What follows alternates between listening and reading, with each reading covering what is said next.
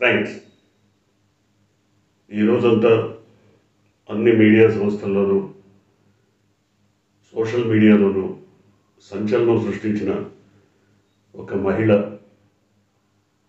ఆమె అభియోగాలు నిజానికి తెలుగుదేశం వర్గాలను షేక్ చేశాయో లేదో కానీ ఆ పార్టీకి సంబంధించినటువంటి 2-3 కీలకమైన విషయాలు బయటపడ్డాయి.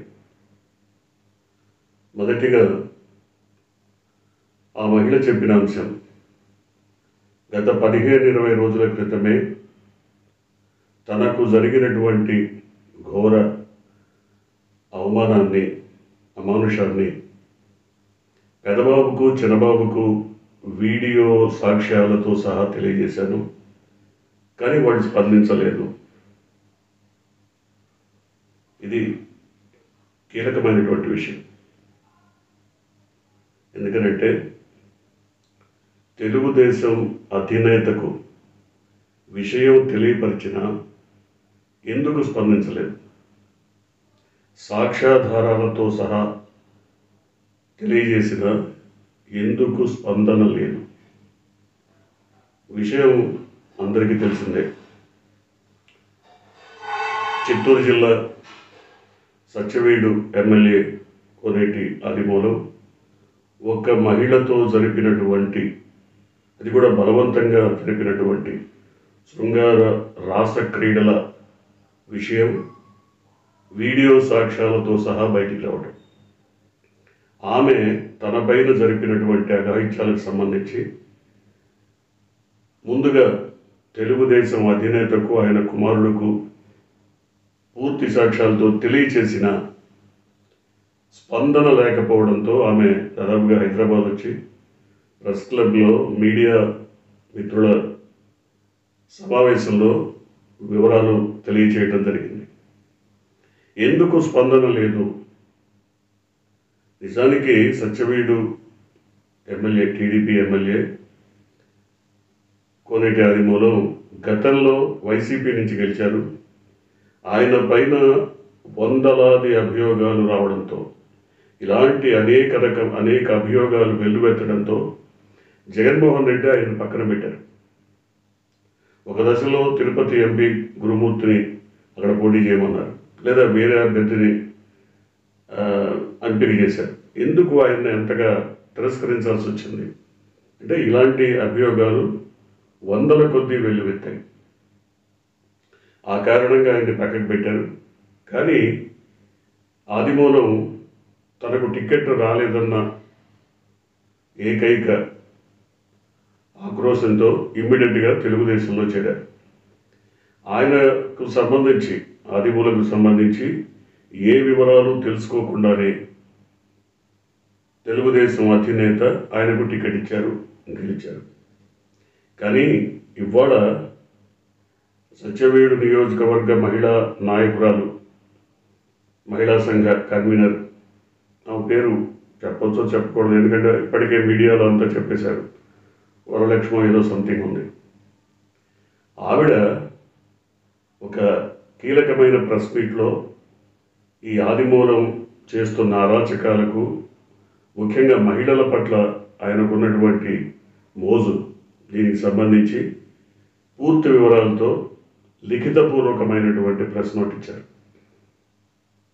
సో దీనివల్ల టీడీపీ ఎమ్మెల్యేగా ఉన్నటువంటి ఆదిమూలం అరాచకాలకు ఒక నిలువుటద్దం, ఒక సాక్ష్యం లభించినట్టయింది. ఆమె వీడియో ఫుటేజ్తో పాటు ఎవరైతే బలైపోతున్నారో వందలాది మంది, ఆమె మాటల్లోనే వందలాది మంది, దాంట్లో మహిళా అధికారులు, ప్రభుత్వ ఉద్యోగులు కూడా ఉన్నారని చెప్తున్నారు. ఇది కీలకమైనటువంటి విషయం. ఆయన బెదిరించి వాళ్ళని లొంగ తీసుకుంటున్నారని చెప్పారు.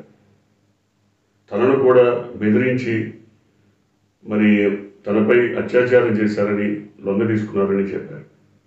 అయితే ఇలాంటి అభియోగాలు ఉన్నటువంటి ఒక వ్యక్తిని ఎంపిక చేసుకుపోయేటప్పుడు అవతల పార్టీ ఎందుకు రిజెక్ట్ చేసింది ఆయనకి టికెట్, ఆయన పైన ఉన్నటువంటి అభియోగాలు ఏంటి, ఇవి కనీసం క్రాస్ చెక్ చేసుకోవాల్సిన అవసరం లేదా?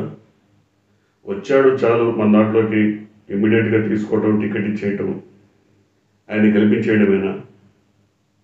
ఎందుకంటే ఆయన అభ్యర్థిత్వాన్ని వ్యతిరేకిస్తూ తెలుగుదేశంలోనే పెద్ద ఎత్తున నిరసన అప్పుడే వెల్లడైంది, వెల్లువెత్తింది. కానీ వాటిని ఏంటిని పట్టించుకోకుండా తెలుగుదేశం అధినేత ఆయనకి టికెట్ ఇచ్చేశారు. ఇప్పుడేం జరుగుతుంది?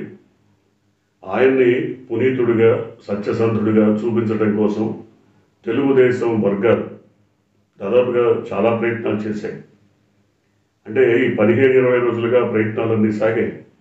కానీ అంతిమంగా ఇవాళ ఆమె మీడియా ముందుకు వచ్చిన తర్వాత దిక్కులేని స్థితిలో, ఇంకా వేరే గత్యంతరం లేక ఆయన్ని సస్పెండ్ చేశారు. అంటే ఆయన్ని కాపాడటానికి ఎల్లో మీడియా చేసిన ప్రయత్నాలు, ఒక పక్క మరి పచ్చపార్టీ చేసినటువంటి ప్రయత్నాలు విఫలమవడంతో ఆమె నేరుగా మీడియా ముందుకు వచ్చి తనకు జరిగినటువంటి అవమానాన్ని లిఖితపూర్వకంగా వీడియో సాక్ష్యాలతో, క్లిప్పింగ్స్తో సహా ఇవ్వడంతో ఖచ్చితంగా మొత్తం ప్రపంచానికి విషయం తెలిసిన తర్వాత ఆయన్ని సస్పెండ్ చేయక తప్పలేదు. అంటే పార్టీ నుంచే సస్పెండ్ చేస్తున్నారా, లేదా ఎమ్మెల్యేగా కూడా ఆయన చేత రాజీనామా చేయిస్తారా, ఇది తేలాల్సి ఉంది. సస్పెన్షన్ అని చెప్పారు, కానీ పూర్తి వివరాలు ఇంకా రాలేదు. ఎందుకంటే ఇప్పటికీ ఇంకా ఈ వ్యవహారంలో ఆయన్ని సత్యసంధుడిగా నిరూపించుకోవాల్సిన బాధ్యత ఆ పార్టీపై ఉంది. కాబట్టి మరి ఆ మేరకు ఏమైనా కృషి జరుగుతుందా?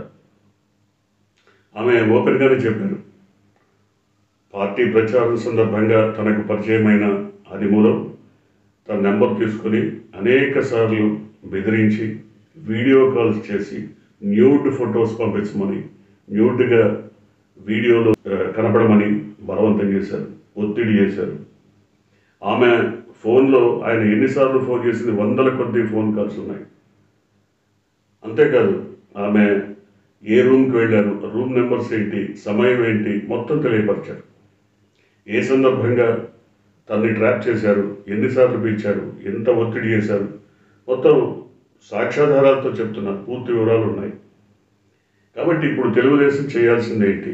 సస్పెన్షన్ చేసి ఊరుకోవటమేనా? ఇలాంటి వ్యక్తులని శాసనసభలో కూడా ఉంచకుండా తొలగించి పంపించేయడమేనా? ఎందుకంటే తమది నీతి గల పార్టీ, క్రమశిక్షణ బల్ గల పార్టీ, మరి ఇవన్నీ చెప్తున్నారు కదా. ఇవన్నీ చెప్పేటప్పుడు తమ క్రమశిక్షణ చర్యలు ఏం తీసుకోబోతున్నారు? ఆయన్ని ఎమ్మెల్యే పదవి నుంచి కూడా తొలగిస్తారా? తొలగించి అంటే ఆయన ఒకవేళ నేను రాజీనామా చేయను అంటే ఏ రకమైన చర్యలు తీసుకుంటారు? ఇవన్నీ తెలుసుకోవాల్సి ఉంది. మరొక పక్క టీడీపీలోని ఒక వర్గం ఇదంతా ఒక హనీ ట్రాప్ లాంటిది, లేకపోతే చిత్తూరు జిల్లాకి చెందినటువంటి వైఎస్ఆర్సీపీ నాయకుడు పెద్దిరెడ్డి దీంట్లో జోక్యం ఉంది, ఇలాంటి మాటలు కూడా మాట్లాడుతున్నారు. కానీ పెద్దిరెడ్డి కానీ మిగతా వాళ్ళు కానీ ఈ రకమైన ట్రాప్ చేయాల్సిన అవసరం కనపడదు. ఎందుకంటే సత్యవీడు ఎమ్మెల్యేగా ఆయనకి మొట్టమొదటి టికెట్ ఇప్పించిందే మరి పెద్దిరెడ్డి రామచంద్రారెడ్డి అనే ఒక మాట ఉంది. ఆయన ఎక్కడున్నా ఆయన శిష్యుడిగా ఉండే అవకాశం ఉంటుంది. కానీ ఆయన పైన తీవ్రమైనటువంటి అభియోగాలు వచ్చిన నేపథ్యంలో అదే పెద్దిరెడ్డి రామచంద్రారెడ్డి ఆయన్ని తొలగించమని సిఫార్సు చేసినట్టు కూడా చెప్తున్నారు. ఇక్కడ మొత్తం ఒక రాజకీయ క్రీడను చూసినట్టయితే ఒక వ్యక్తికి ఎందుకు టికెట్ నిరాకరించింది అవతల పార్టీ, మనం చేర్చుకోవచ్చా చేసుకోకూడదా అన్న విచక్షణ కోల్పోయినట్టుగా కనబడుతుంది. అనేక మందికి ఇలాగే టికెట్ ఇచ్చారు. ఆ పార్టీ నుంచి రాగానే, ఈ పార్టీలో చేరగానే టికెట్ ఇవ్వడం గెలిపించడం, ఇది ఏ పార్టీకైనా వర్తిస్తుంది. ఒకవేళ టీడీపీలోంచి ఎవరైనా బయటకు వచ్చినా వైసీపీ ఇమ్మీడియట్గా టికెట్ ఇవ్వడం అంటే ఒక విచక్షణ కోల్పోయిన స్థితిలో ఇటువంటి నిర్ణయం తీసుకోవటమే. టీడీపీ కూడా వైసీపీ నుంచి రాగానే టికెట్ ఇవ్వడం అంటే విచక్షణ రహితంగా ఇవ్వటమే. కాబట్టి ఏదైనా ఒక నాయకుడికి ఆయన అభ్యర్థిత్వాన్ని ఖరారు చేయాలి అంటే ముందుగా కొంత బేసిక్ కసరత్తు ఉండాలి. ఆయన క్యారెక్టర్ ఏంటి, లేదా ఆయన పైన అభియోగాలు ఏంటి, వాటిలో నిజాలు ఉన్నాయా, నిజాలు ఉంటే ఎంతవరకు నిజం, ఇవన్నీ తెలుసుకోవాల్సినటువంటి అవసరం ఉంది. ఇప్పుడు ఆదిమూలం విషయంలో చాలా పెద్ద ఎత్తున రాష్ట్ర వ్యాప్తంగా సంచలనం సృష్టించినటువంటి వీడియోలు కానీ విషయాలు కానీ బయటకు వచ్చాయి. వీటిని పురస్కరించుకొని ఖచ్చితంగా తెలుగుదేశం ఆయన అభ్యర్థిత్వాన్ని అంటే శాసనసభ్యత్వాన్ని కూడా తొలగిస్తే మరీ మంచిది. ఒక ఆదర్శవంతమైనటువంటి రాజకీయాలకు బీజం వేసినట్టు అవుతుంది. లేకపోతే మరి వాళ్ళు చెప్పేటువంటి కబుర్లకు విలువ లేనట్టుగానే మారిపోతుంది. చూడాలి. ఇప్పటికైతే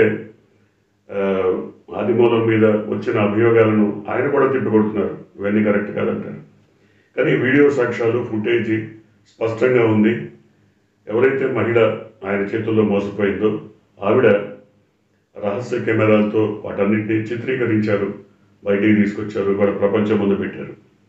కాబట్టి ఖచ్చితంగా ఇలాంటి దృష్టాంతాలు కనబడుతున్న చర్య తీసుకోకపోతే అది పార్టీకి తప్పిదంగా భావించాల్సి వస్తుంది. అయితే సస్పెన్షన్ మేరకు చర్య జరిగింది కదా, ఇంకా ఏం చర్యలు తీసుకోవాలన్నది పార్టీ ఆలోచిస్తుందంటే కొంతవరకు సమంజసం.